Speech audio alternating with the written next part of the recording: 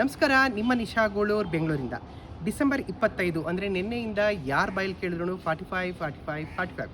S, Shivaraj Kumar sir, Upendra sir ಮತ್ತು ರಾಜ್ಬಿ ಶೆಟ್ಟಿ ಅವರು act ಮಾಡಿರುವಂತಹ 45 ಮೂವಿ ಬಗ್ಗೆ ನಾನು ಮಾತಾಡ್ತಾ ಇದ್ದೀನಿ.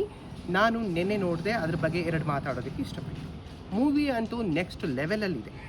ಯಾಕೆ ಈ ಮಾತು ಹೇಳ್ತಾ ಇದ್ದೀನಿ ಅಂತಂದರೆ, ಅರ್ಜುನ್ ಜನ್ಯಾರವರು ಒಳ್ಳೆಯದು ಕೆಟ್ಟದ್ದು ಮತ್ತು ಒಳ್ಳೆ ಪಾಸಿಟಿವ್ ಕರ್ಮ ನೆಗೆಟಿವ್ ಕರ್ಮ ಅನ್ನೋದನ್ನು ಈಗಿನ ಜನ್ರೇಷನ್ಗೆ ಅರ್ಥ ಆಗೋ ರೀತಿಯಲ್ಲಿ with fighting, with comedy, with emotions, with love ಅದನ್ನು ಜನ್ರೇಷನ್ಗೆ ಅರ್ಥ ಆಗೋ ರೀತಿಯಲ್ಲಿ ಎಕ್ಸಿಕ್ಯೂಟ್ ಮಾಡಿದ್ದಾರೆ, ನಮ್ಮ ಮುಂದೆ ತಂದಿದ್ದಾರೆ.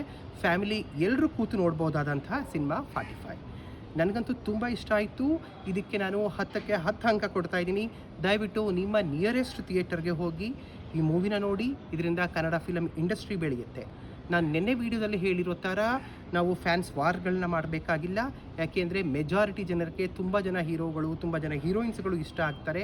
ಹಾಗಾಗಿ ಸಿನಿಮಾ ಥರನೇ ನೋಡೋಣ. ಸಿನಿಮಾ ಅನ್ನೋದು ಒಂದು ಎಂಟರ್ಟೈನ್ಮೆಂಟ್ ಮತ್ತು ನಮ್ಮ ಸ್ಟ್ರೆಸ್ನ ರಿಲೀಫ್ ಮಾಡ್ಕೊಳ್ಳೋಕ್ಕೆ ಮಾತ್ರ ನಾವು ಯೂಸ್ ಮಾಡಬೇಕು. ಅಷ್ಟೇ ಅಲ್ಲದೆ ಮೂವಿ ಅಂತೂ ನೆಕ್ಸ್ಟ್ ಲೆವೆಲ್. ನಾನು ಆವಾಗಲೇ ಹೇಳಿದಾಗೆ ದಯವಿಟ್ಟು ಪ್ಲೀಸ್ ವಾಚ್ 45 ಮೂವಿ. ಈ ನನ್ನ ಅಕೌಂಟ್ನ ಯಾರೆಲ್ಲ ಫಾಲೋ ಮಾಡಿಲ್ಲ ದಯವಿಟ್ಟು ಫಾಲೋ ಮಾಡಿ, ಲೈಕ್ ಮಾಡಿ, ಶೇರ್ ಮಾಡಿ. ನಮಸ್ಕಾರ.